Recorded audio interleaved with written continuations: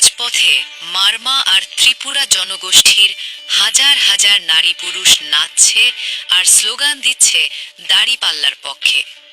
বাংলাদেশের রাজনীতিতে এই দৃশ্যকে এতদিন অসম্ভব মনে করা হতো, কিন্তু ২০২৬ সালের নির্বাচনের আগে খাগড়াছড়িতে যা ঘটল তা রাষ্ট্রবিজ্ঞানীদের সমস্ত থিওরি ভুল প্রমাণ করে দিয়েছে। গতকাল রোববার রাজপথে দেখা গেছে এক ঐতিহাসিক পট পরিবর্তন।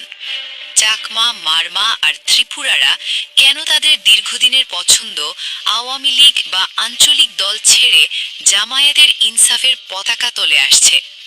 এটি কি শুধুই ভোট, নাকি ৫৪ বছরের বঞ্চনার এক চূড়ান্ত জবাব?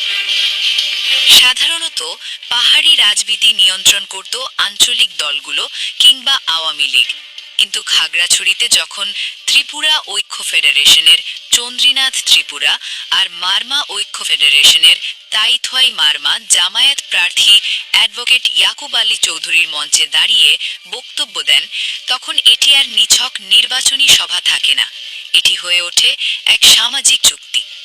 পাহাড়ি নেতারা বলছেন, গত ৫৪ বছরে সব বড় দলই তাদের ঠকিয়েছে। সেকুলার দলগুলো পাহাড়ের সংঘাত জিয়ে রেখে ফায়দা লুঠেছে, যার ফলে পাহাড়ি জনপদ আজ চাঁদাবাজি আর খুনের জনপদে পরিণত হয়েছে।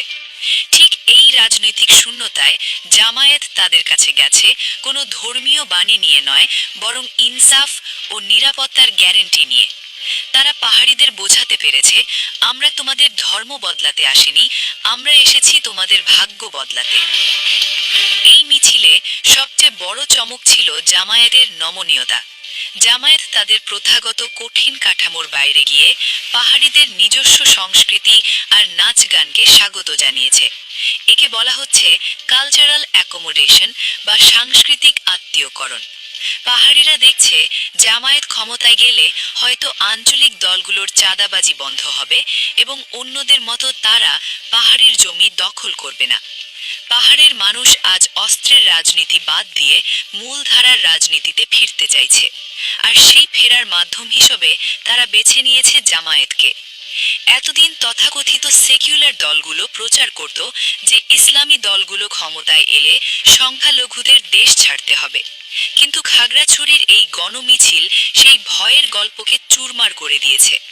যখন পাহাড়ের আদিবাসীরা নিজেরাই দাড়িপাল্লা নিয়ে মিছিল করে, তখন বোঝা যায় তারা আর ধোঁকাবাজিতে বিশ্বাস করছে না। পাহাড়ের এই জেগে ওঠা সারা বাংলাদেশের নির্বাচনের মানচিত্রকে নতুন করে আঁকতে বাধ্য করবে। জামায়াতের এই ইনক্লুসিভ স্ট্র্যাটেজি কি পারবে পাহাড়ে স্থায়ী শান্তি ফিরিয়ে আনতে? আপনাদের মূল্যবান মতামত কমেন্টে জানিয়ে দিন। ভিডিওটিতে লাইক দিয়ে শেয়ার করুন এবং শেয়ার করে আমাদের পাশেই থাকুন।